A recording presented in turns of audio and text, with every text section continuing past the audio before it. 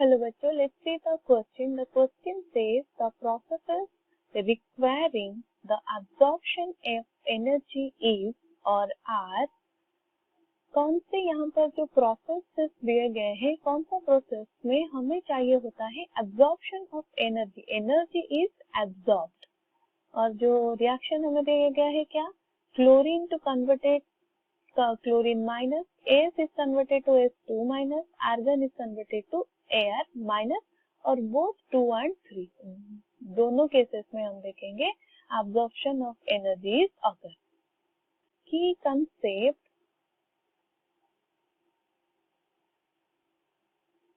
हमारा होगा, पहले हम देखेंगे different type of energy producing processes like endothermic and exothermic process,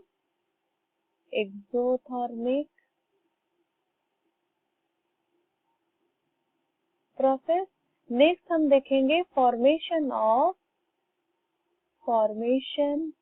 of cation and anion. Endothermic process में क्या होता है, endothermic process means the reaction where energy is absorbed.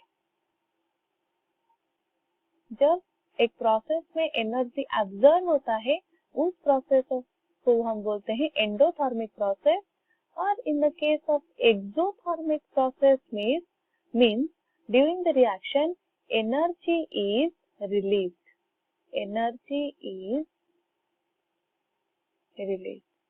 और जब हम एक फॉर्मेशन करते हैं कैटायन, हमारे पास होता है एनी टाइप ऑफ एलिमेंट, जब हम उसमें से एलिमिनेट कर लेते हैं एक इलेक्ट्रॉन, तो वो बन जाता है कैटायन विद एलिमिनेटिंग इलेक्ट्रॉन। और इस प्रोसेस में क्या होता है, this process is endothermic process. इसमें हमें चाहिए होता है एनर्जी, तो energy is absorbed, hence formation of cation mostly होता है एंडोथर्मिक प्रोसेस। और आनायन कैसे फॉर्मेशन होता है, जब any type of element accept electron, तो वो होता है M negative M anion. By accepting electron energy release, hence that process will be called as exothermic process. तो पहला रिएक्शन हमें दिया गया है, chlorine is converted to Cl negative ion. Cl negative ion means chlorine में हम add करते हैं एक इलेक्ट्रॉन, तो वो होता है क्लोरीन एनायन और Cl नेगेटिव आयन। और एनायन फॉर्मेशन होगा इन the case of the chlorine means halogen में। जब हम ऐड करते हैं इलेक्ट्रॉन, जो इलेक्ट्रॉन गेन एंथैल्पी मैक्सिमम होता है, तो इसमें क्या होता है, energy releases some energy, so the process will be exothermic process। Chlorine जब Cl नेगेटिव आयन फॉर्मेशन होता है, तो वो क्या होता है, मोर स्टेबल हो जाता है। तो by accepting electron during the reaction it releases some energy, hence chlorine से क्लोरीन एनायन फॉर्मेशन होगा, एक एक्सोथर्मिक प्रोसेस होता है।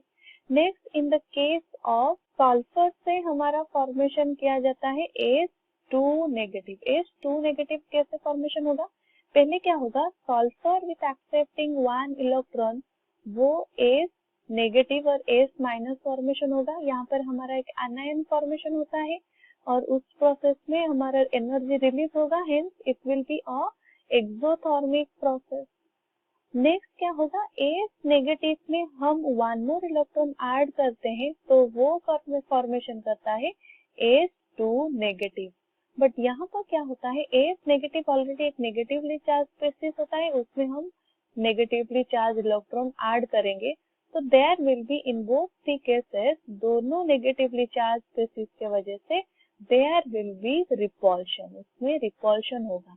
उस रिपल्शन को ओवरकम करने के लिए we need to give some energy, तो वो इस प्रोसेस में क्या होता है, एनर्जी एब्सॉर्ब होगा, energy absorbed. That means the process will be endothermic process. से H2 नेगेटिव होगा, एक होने के लिए हमें ऑब्जर्व करना पड़ता है एनर्जी, तो it is called as the endothermic process. और हमें यह पूछा गया है कौन से प्रोसेस में अब्जॉर्प्शन ऑफ एनर्जी रिक्वायर होता है, तो इस प्रोसेस में हमारा अब्जॉर्ब होता है एनर्जी। नेक्स्ट प्रोसेस हम देखें, argon converted to argon negative. Argon क्या होता है? Argon is a noble gas which is more stable और उस स्टेबल इलेक्ट्रॉनिक स्टेट जो आर्गन प्रेजेंट होता है उसमें ऐड करेंगे जब हम इलेक्ट्रॉन, जब आर्गन में ऐड करते हैं इलेक्ट्रॉन तो वो होता है आर्गन नेगेटिव। आज यहाँ पर हम देख सकते हैं आर्गन इज मोर स्टेबल, तो यहाँ पे क्या होगा, जो इलेक्ट्रॉन ऐड करना है उस एलिमेंट में विल बी डिफिकल्ट। उस डिफिकल्टी को ओवरकम करने के लिए हमें यहाँ पर एब्जॉर्ब करना पड़ता है some energy absorbed. Argon negative ion formation करने के लिए हम यहाँ पर एनर्जी देंगे, तो एनर्जी देना मतलब एनर्जी एब्जॉर्ब होने का मतलब है the process will be endothermic process. Hence ये रिएक्शन में भी हमने देखा some amount of energy is absorbed, absorption of energy occur. जैसे कि हमने देखा आर्गन से आर्गन नेगेटिव फॉर्मेशन होना और H से H2 नेगेटिव फॉर्मेशन होना, दोनों केस में एनर्जी इज एब्जॉर्ब। और हमें भी पूछा गया है कौन से प्रोसेस में absorption of energy is occur, तो सल्फर और आर्गन के केस में हम देख रहे हैं एब्जॉर्ब होता है energy. The correct option will be option D, both 2 and 3 are the processes requiring the absorption of energy. I hope you have understood it well. All the best